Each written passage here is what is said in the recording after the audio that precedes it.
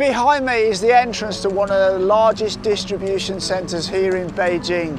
They can handle 800,000 customer orders per day. They not only have this one, they have way more in Beijing, and in the whole of China there is more than 1,000 of these distribution centres. We're going to go inside and have a look around, so stick around.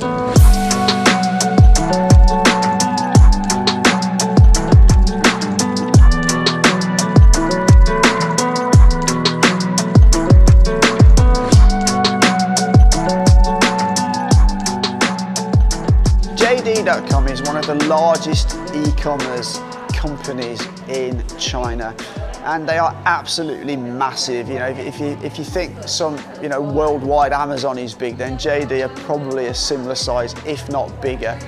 And they're a bit unique that they not only control the sales of the stuff, but they also control their own logistics networks. And we're here at one of their most advanced logistics centres here in Beijing, and we're going to have a look around. And you know, just this exhibition hall we're in, we've been watching some video on the screen. It looks very, very impressive. Another of JD's sort of USPs, unique points, is that their speed of delivery. Because I mentioned earlier, they control their own logistics network. Many instances, they will get you stuff. If you order it in the morning, it will be there with you in the afternoon. We actually use JD a lot. You know, we use a lot of like SSD drives, SD cards, hard drives. And most of them I'll order. If I order them before like 11 in the morning, they'll be delivered by about 3, 4 o'clock in the afternoon in Shenzhen. They have a lot of like local distribution warehouses, but as I say, this one is in Beijing, and we're going to go and have a look. And how is one of the ways they can do that in China? Because they build in like complexes rather than just spread out everywhere, don't they? So yeah, so like in China you'll have sort of people, they're mainly high-rise complexes. So you'll have a small area, maybe a square kilometre, and maybe like 2,000, 3,000 families in that area. So when somebody comes to deliver, he might be delivering orders for 10 other people at the same time. So, you know, literally these couriers on little e-bikes are zipping backwards and forwards between sort of distribution centres and areas where they deliver all the time. You know, they're backwards and forwards, which is unlike the West, like the UK, where you'll get a guy and he'll leave in his van on the morning, do his round and drive back in the evening. Literally here, that guy on the e-bike can be backwards and forwards like 6 or 8 times a day to the distribution centre. Yeah, and they spend minimal time driving because everything's so close. You know. Like every complex has like a set of lockers, and they put your parcel in those lockers, they send the code to your phone, boom, you've got your goods, man. It's so convenient, and literally there's no extra delivery costs on most of the stuff. So literally you can order a packet of salt that costs you about 50 pence and it'll be delivered free of charge, right up to a massive like 70-inch TV, you know, it's like anything and everything.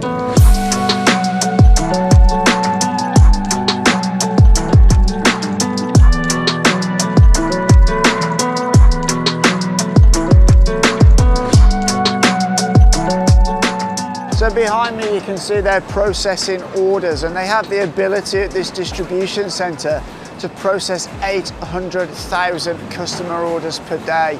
Not only do they serve customers from this facility, they also feed some of their other distribution warehouses, some of their smaller ones. And in total throughout China they have over 1,000 distribution centres. This place really reminds me of a game I used to play when I was younger called Rock and Bock. It was an American game, and you have basically a miniature setup of this where you're moving parcels around and creating a logistics network just like as a toy. And it's like a real life situation, a real life version of that, so it's pretty cool to see. So this is the part of the warehouse which we're at, which is packing. But where they do the picking, they use all these like low profile robots which move the shelves around. Sadly, we're not actually going to see that part of the warehouse, but they have these kind of low profile robots that go underneath the shelves, pick the shelves up and take the shelves to the people who are doing the picking. So they don't have to walk to the shelves come to them.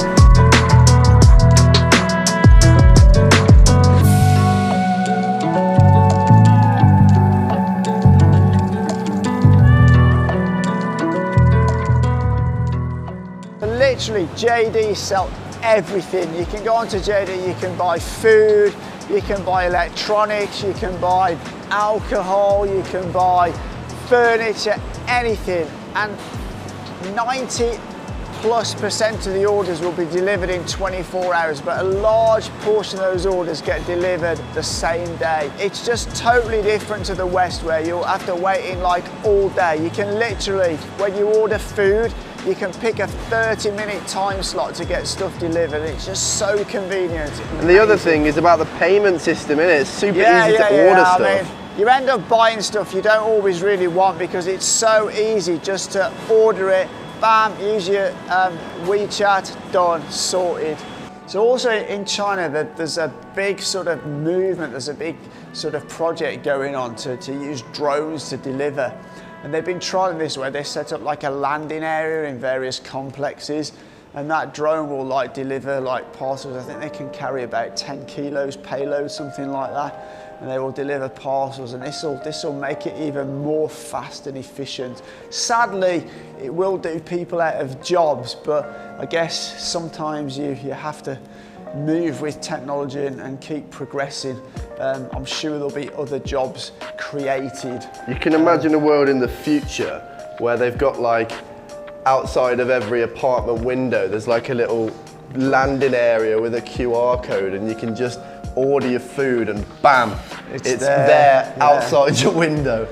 It seems like it's not a thing, but in the future, probably quite in the near future, it's probably going to start happening. That will happen, yeah. It'd be interesting though to see how they deal with security in this sense, because people could, like, if there's expensive packages, people could shoot them down, or these kinds of things. So it'd be they interesting. have to consider all of that, don't they? It'd be interesting to see how they deal with that. But China are really, really pushing ahead. I mean, e-commerce in China has really, you know, it's had a massive boost even after coronavirus. You know, a lot of people during the pandemic started to order online who weren't ordering online before, and they've continued to do that. So it must be a lot harder for kind of bricks and mortar stores. However, in China, they seem to kind of live side by side. You know, you go to brick and mortar stores and they're always busy. But something I've noticed actually in a lot of shopping centres in China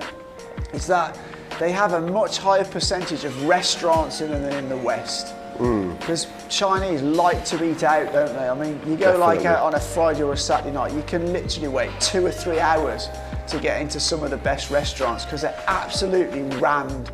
And you might have a shopping centre, literally the top 2 floors out of 4 floors will be just restaurants. And that's something that's kind of different to the West, because there's not that many restaurants in Western shopping centres generally. It's so bloody expensive to eat out. Yeah, well that's another thing, you know, in China you can literally, if you've got a middle class kind of job where your income's fairly decent, you can literally eat out all the time almost. So there you have it, there is JD.com, that's China's Amazon. Hopefully you did learn something from this video. If you did, make sure you drop a thumbs up, and we will see you in the next one. For now, take care.